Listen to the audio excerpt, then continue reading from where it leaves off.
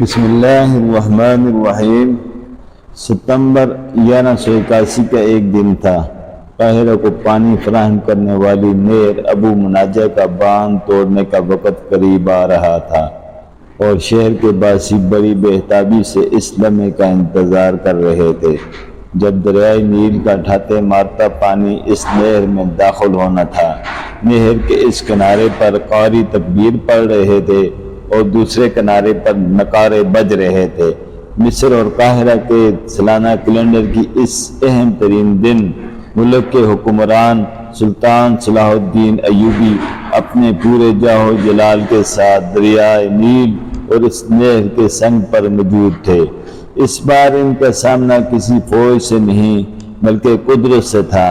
مصر اور قاہرہ اور ان تمام ممالک کے لوگ جن کا انحصار کسی نہ کسی طرح دریائے نیل کے پانی پر تھا، صدیوں سے ہر سال اگست اور ستمبر کے دن ان دنوں کا انتظار کرتے تاکہ یہ معلوم کیا جا سکے یہ سال دریائے نیل میں کتنا پانی آئے گا۔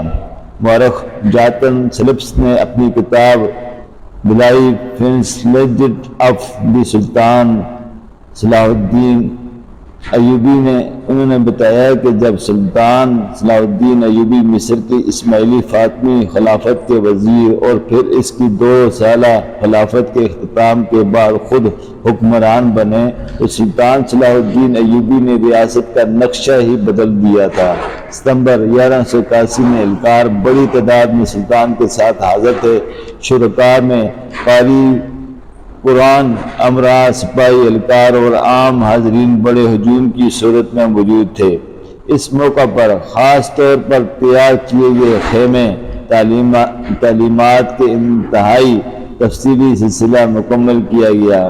خلف لکھتے ہیں کہ کتنی اعلیٰ اور پرستش تقریب اور پھر ضیافتوں کا سلسلہ سلطان صلاح الدین کے لیے غیر منوس بات لگتی تھی، لیکن ہمیں یہ بات دھیان میں رکھنی چاہیے کہ وہ بڑے پیمانے کی تقریبات کو ناپسند نہیں کرتے تھے، جیسا کہ ان کے ایک کزن کے بیٹوں کے خطبے کی تقریب سے ثابت ہوتا ہے جس میں 700 بھیڑیں ذبح کی گئی اور 80 کنٹار مٹھائی تیار کی گئی۔ راجہ نہر کا بند کھولے جانے کے موقع پر کدالیں اٹھائے لوگوں نے ان کی طرف اشارہ ملتے ہی نہر اور دریا کو الگ کرنے والے بند کو گرانا شروع کیا۔ جیسے ہی تمام گاؤں کے لوگوں اور سپاہیوں نے بند کو گرا دیا تو پانی کی بحالی کے بعد سلطان صلاح الدین ایوبی اپنے 10 خاص سپاہیوں کے ساتھ واپس اپنی ریاست میں لوٹ رہے تھے کہ سلطان کا گزر ایک گھنے جنگل کے بیچ سے ہوا۔ سلطان صلاح الدین ایوبی رحمۃ اللہ علیہ تیز رفتاری کے ساتھ اپنے سپاہیوں کے ساتھ گھوڑے پر آ رہے تھے کہ اچانک سلطان کی نظر ایک غار پر پڑی اور اس کو دیکھ کر سلطان غصے سے لال ہو گئے۔ سلطان کے چہرے کو دیکھ کر سپاہیوں کے بھی رنگ بدل گئے اور سوچنے لگے کہ آخر سلطان صلاح الدین ایوبی نے ایسا کیا دیکھ لیا، وہ اتنا زیادہ غصے میں ہو گئے۔ پھر ایک سپاہی نے کہا، سلطان معظم، ایسی کیا بات ہے جو آپ کو اتنا پریشان کر رہی ہے؟ تو سلطان نے کہا، وہ سامنے دیکھو۔ جب سپاہیوں نے دیکھا تو وہ ایک سامنے غار نظر آ رہی تھی۔ سلطان نے کہا، اس میں ایک عورت نیچ کو پکڑ کر غار کے اندر لے گئی اور اس کا تو مطلب جانتے ہو۔ یہ سن کر تمام سپاہی شرم سے سر جھکائے کھڑے ہو گئے۔ گھوڑے رک چکے تھے اور سلطان نے اپنے ایک سپاہی کو حکم دیا کہ جب یہ عورت غار سے نکلے تو اس کا پیچھا کرو اور اس کے گھر کا پتہ معلوم کر لینا اور صبح اس کو میری عدالت میں حاضر کرنا۔ جب صبح ہوئی تو سلطان صلاح الدین ایوبی رحمۃ اللہ علیہ عدالت میں موجود تھے۔ سلطان کے حکم پر سپاہی اس عورت کو پکڑ کر سلطان صلاح الدین کے سامنے حاضر ہوا۔ سپاہی نے اس عورت کو ایک خاص کالی چادر میں لپیٹا ہوا تھا، کیونکہ سلطان کے سامنے کسی بھی عورت کے تنگ کپڑوں میں حاضر ہونے کی اجازت نہیں تھی۔ سلطان نے اس عورت سے سوال کیا، تم نے وہ غلط کام کیا جس کی سزا بہت بڑی ہے۔ عورت کہنے لگی، اے سلطان معظم، آخر مجھ سے ایسا کیا گناہ سرزد ہوا کہ جس کی اتنی بڑی سزا ہے؟ سلطان نے کہا میں سب کچھ اپنی ان گناہگار آنکھوں سے دیکھ چکا ہوں، اب سب سچ بتاؤ کہ کل غار میں ایک ریچھ کے ساتھ اندر تم کیا کرنے گئی تھی اور کیوں گئی تھی؟ عورت اب شرم سے سر جھکائے کھڑی ہو گئی۔ سلطان نے کہا اس کا میں مطلب جان چکا ہوں، لیکن اب بتاؤ اس کے پیچھے حقیقت کیا ہے؟ کیا تم شادی شدہ نہیں، یا تمہارا شوہر مر چکا ہے، یا تمہیں ایسی نوبت آ گئی؟ تو عورت رونے لگی اور کہا سلطان معظم، جس گاؤں کا قاضی بدکار اور غلیظ انسان ہو، اس گاؤں کی عورتیں پھر ایسا کام نہیں کریں گی تو پھر کیا کرے گی؟ یہ سن کر سلطان صلاح الدین نے اس عورت سے پوچھا بتاؤ آخر ایسی کیا بات ہے جس نے تمہیں اتنے بڑے گناہ کرنے پر مجبور کر دیا؟ اس عورت نے سلطان صلاح الدین ایوبی کو سارا ماجرا سنایا اور کہا سلطان معظم، ایک دن میں اور میرا شوہر بازار سے قیمتی سامان لے کر واپس آ رہے تھے۔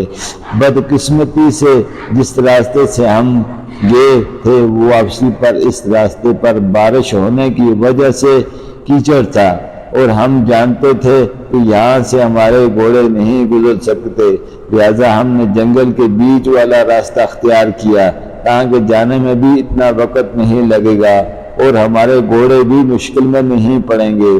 لیکن بدقسمتی سے جب ہم گھنے جنگل کے بیچ میں پہنچے تو وہاں ڈاکوؤں نے ہم پر حملہ کر دیا اور مزاحمت کرنے پر میرے شوہر کو مار مار کر اس کا برا حال کر دیا، اور اس لڑائی کے دوران ایک ڈاکو کی تلوار میرے شوہر کے نفس پر جا لگی اور وہ نامرد ہو گیا، وہ بری طرح زخمی ہو گیا۔ کئی مہینوں سے اس کا علاج چل رہا ہے، لیکن وہ ابھی تک چلنے کے قابل بھی نہیں۔